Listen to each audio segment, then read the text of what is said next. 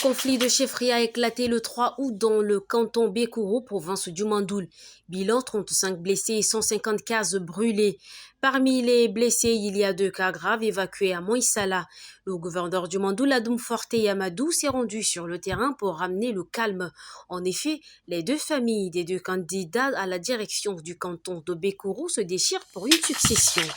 En prélude à la commémoration de la fête nationale du Tchad le 11 août, le collectif des artistes gospel du Tchad, Cargo Tchad, a organisé un café de presse ce 5 août. Le thème principal de cet événement est le gospel face aux défis de la digitalisation.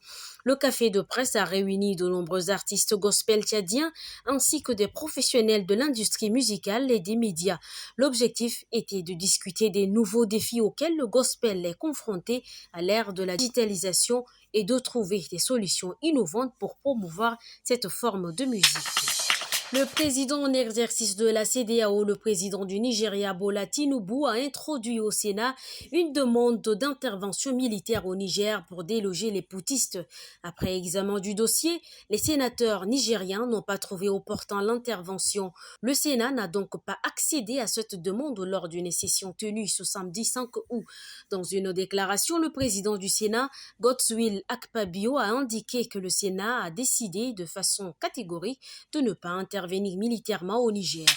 Un jeune adolescent d'environ 17 ans prénommé Abdraman Wolia a perdu la vue dans une noyade tragique au Wadi de Kouloum, une localité située au nord-est de Mao.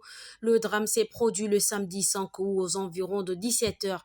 Selon les informations recueillies, la victime se trouvait en compagnie d'un groupe d'amis lorsque malheureusement il aurait échappé à leur surveillance et se serait jeté dans l'eau. Ses amis ont rapidement signalé sa disparition, mais il a été retrouvé sans vie et quelques instants plus tard.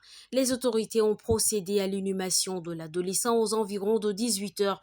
Cependant, une enquête est actuellement en cours pour comprendre les circonstances de cette tragédie.